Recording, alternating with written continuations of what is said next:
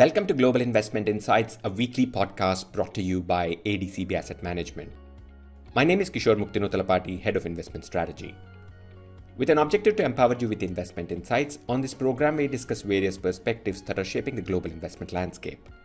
In this episode, we discuss our latest macro outlook and detailed changes to our tactical asset allocation and highlight updates to our trade ideas lists.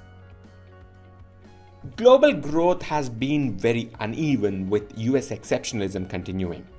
European growth has been flat as weakness in Germany and France was offset by strength in peripheral economies. Japan and UK have both experienced weak growth over the last 2 quarters of 2023. China's growth has been resilient, but real estate problems persisted. We expect this situation in global growth to continue into the second quarter of this year.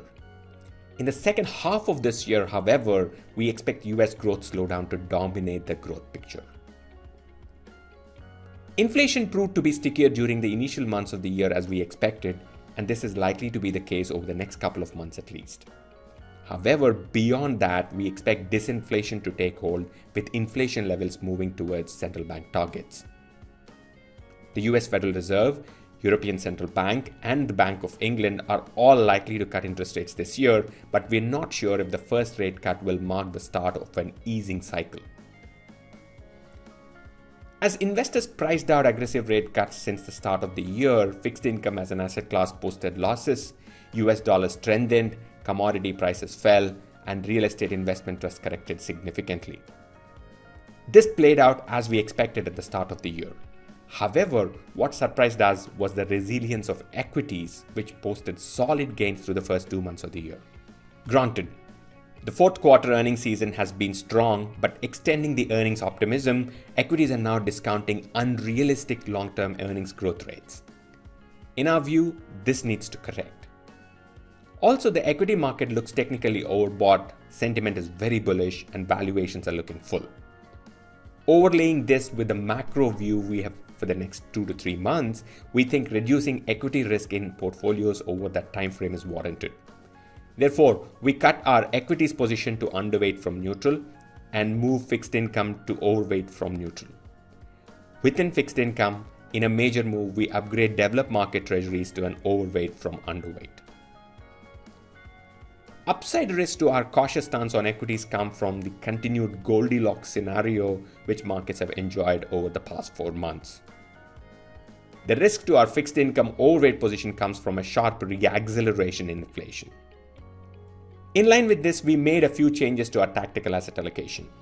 First, we stay neutral US equities with a more nuanced approach now. We now think the dominance of Magnificent 7 stocks is set to fade in the near term. We express this view by explicitly allocating a portion of our US equities to equal-weighted S&P 500 index. Second, we downgrade Asia Pacific ex-Japan equities to underweight from neutral as we take profits on India equities. Third, we close our off-benchmark position on Nikkei 225 in local currency terms.